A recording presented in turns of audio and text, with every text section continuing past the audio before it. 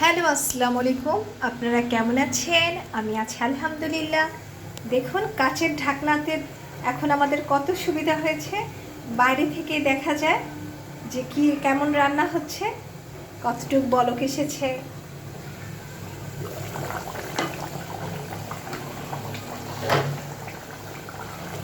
আমার কিন্তু মাংস রান্না হয়ে গেছে, আমি কাঁচামরিচও দিয়ে ফেলেছি।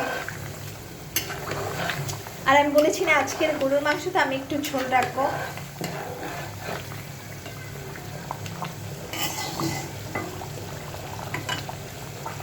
যদি ভালো লাগে এভাবে করে রান্না করে খাবেন, দেখবেন অনেক ভালো লাগবে, অনেক টেস্ট হবে। আমি বিক্রমপুরের মাইয়া, এটা তো বুঝতে হবে। আপনারা যারা বিক্রমপুরের আছেন অবশ্যই আমার ভিডিও কাছে পেলে লাইক করবেন। আমি কিন্তু আর কয়দিন পর আমি বিক্রমপুরে যে আমাদের গ্রাম, আমার দাদুর গ্রাম, সব কিছু আপনাদের সাথে শেয়ার করব। আমার অনেক ভালো লাগে যখন দেখি এত এত মানুষ আমাকে লাইক করে, তখন আমার অনেক ভালো লাগে। আর এখানে দেখুন, এখানে কি রান্না করেছি। এখানে সাদা পোলাও রান্না করেছি। পোলাওটা দেখতে কেমন হয়েছে? যদি ভালো লাগে তাহলে এইভাবে করে সাদা পোলাও রান্না করে খাবেন।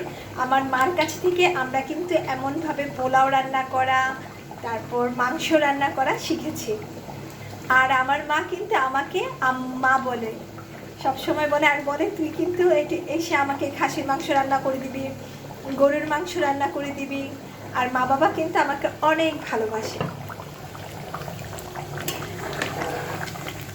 যদি আমার রান্না ভালো লাগে তাহলে অবশ্যই আপনারা লাইক দিবেন, লাইক দিয়ে রাখবেন। আবার আমার রান্না করে আপনাদের ভিডিও আবার আমি আপনাদের দেখাবো।